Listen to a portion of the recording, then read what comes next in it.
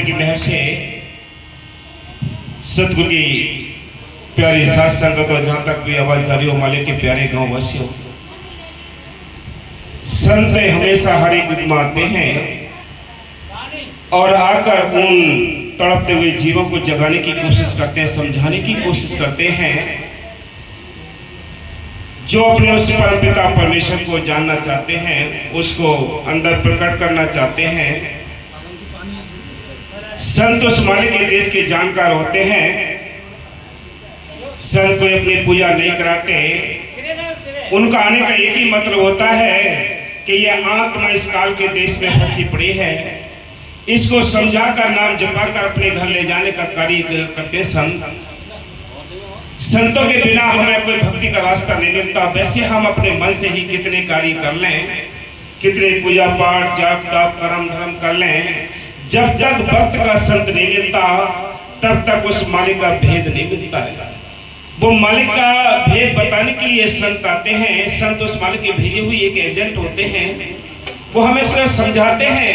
ये 84 लाख जोनियों में सबसे अव्वल जीवन मिला है तो एक मनुष्य तन मिला है, जिसमें संत कहते हैं जिसमें 30 लाख प्रकार के दरख्त हैं, 27 लाख प्रकार के कीड़े मकोड़े हैं, 14 लाख प्रकार के पक्षी हैं, 9 लाख प्रकार के वर्ण के जीव हैं, 4 लाख में भूत प्रेत देवी देवता मनुष्य जीवन। ये सारी जोनियों में तो अव्वल जीवन मिला है तो एक मनुष्य तन मिला है।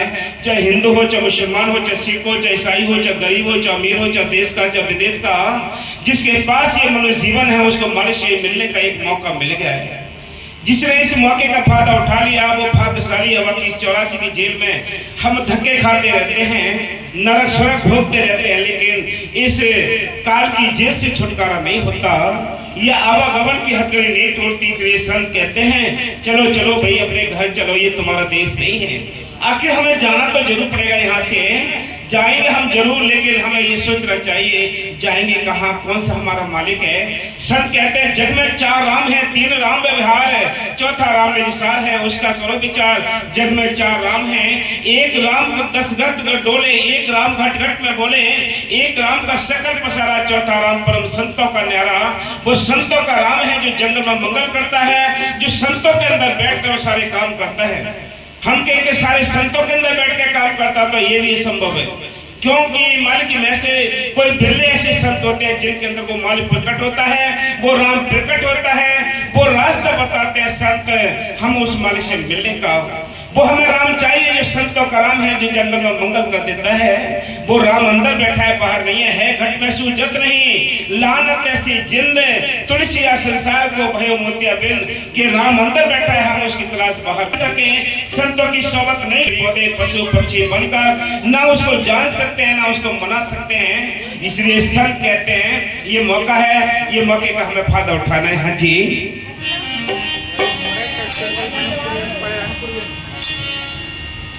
बंदे रटी सटी गोरी का नाम है, हाँ नाम है, तेरी श्वास बीती जाए रही बंदे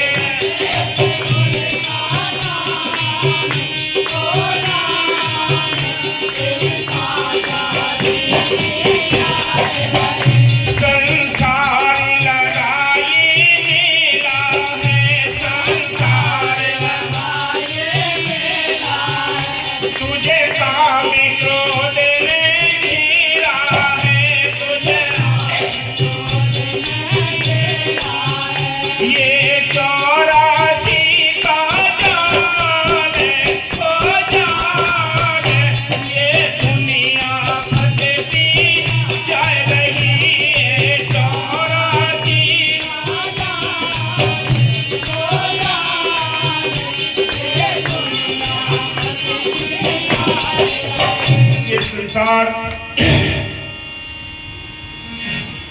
संत कहते हैं ये संसार एक मेला है, तमाशा है, और ये संसार एक स्टेज है जिस पर हम अपनी कलाकारी करने आए हैं। कोई बेटा बन के, कोई भाई बन के, कोई माँ बाप बन के, कोई रिश्तेदार, कोई दोस्त बन के, सब अपने अपने रोल अदा करते हैं।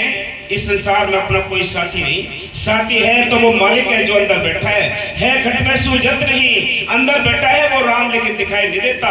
उसकी हम तलाश नहीं करते, बाहर सारी दुनिया में उसकी तलाश करते हैं। इसलिए संत कहते हैं कि संसार लगा ये मेला है, तुझे काम क्रोध ने घेरा है। अंदर दुश्मन भी बैठे हैं और हमारे अंदर दोस्त भी हैं। दुश्मन कौन से हैं? काम क्रोध लोभ मोह अहंकार, ये दुश्मन हैं।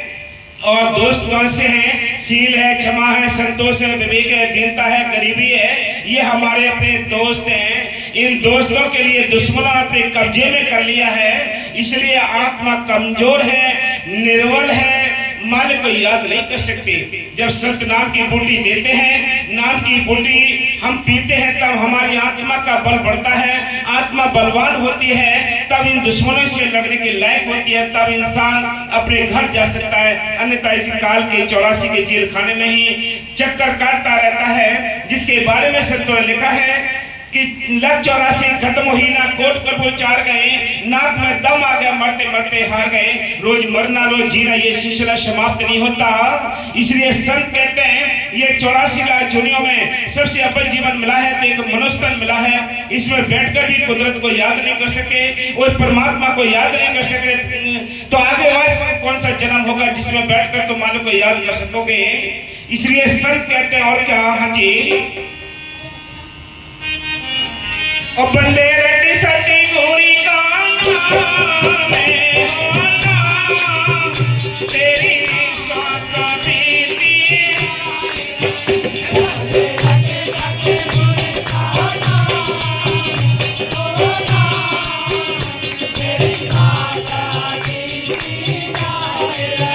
ये कारा में कांडे जपी तपी साधन, ये कारा में फसा है चाकी को काटन, तू लगी कीली के साथ ये दुनिया बिसती जाएगी, तू लगेगी के साथ ये दुनिया बिसती कहते हैं ये सारी दुनिया कर्म कांड करती है, मालिक से मिलने के जो रास्ते हैं वो पहले से ही अलग हैं। बोला कौन से हैं? संतों ने लिखा है कि ये बाहर के कर्म कांड जाप तप ये और ले व्यवहारा, जासे मिले अखंड मोक्ष सुख सो मार्ग है न्यारा, वो मार्ग न्यारा है जिससे हमें मालिक मिलता है। जितने ही हम कर्म कांड करते जाएंगे उतने ही मालिक से दूर होते चले जाते हैं। मालिक के नजदीक जाने के लिए तो क्या करना है? सिमरन हमारा सहज का सतगुरु दिया बताए, श्वास श्वास सिमरन करो, एक दिन गुर मिल जाए कि मालिक जो मिला है वो अभ्यास करने से मिला है। पहले भी ऋषि मुनियों ने उस गुरु मंत्र का जाप किया है, उस नाम का जाप किया है, तब अपने अंदर उस मालिक को देखा है। इसलिए संत कहते हैं, वो क्या कहते हैं कि मालिक तुम्हारे अंदर है, तुम उसको ढूंढते बाहर हो। और क्या, ये सारी दुनिया जैसे एक चाकी होती है, कवि साहब ने लिखा है कि जो चाकी के दो पार्ट होते हैं और दोनों पार्ट एक कीली जो धुरी होती है बीच में उस पर टिके होते हैं। इसी प्रकार संत कहते हैं जो कीली के साइड में दाने रुक गए उनका आटा नहीं बनता है, जो कीली से बिखर गए उनका आटा बन जाता है। इसलिए संत कहते हैं कि जो परमात्मा से मिले हैं, वो सदगुरु से मिले हैं, उनका कोई बाल बाकर नहीं हो सकता। इसलिए मालिक की मेहर से संत कहते हैं जो मालिक से इधर उधर बिखर गए कोई 84 के चक्कर में पिसते रहते हैं। और क्या, और बंदे रटे सती घोरी का नाम है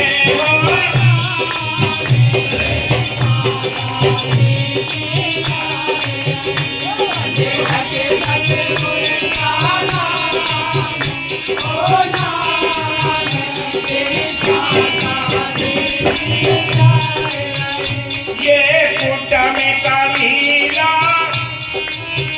ये कुटा में कबीला ठगी टोली, ये कुटा में कबीला ठगी टोली, कोई सदा न साथी हमें जोड़ी, कोई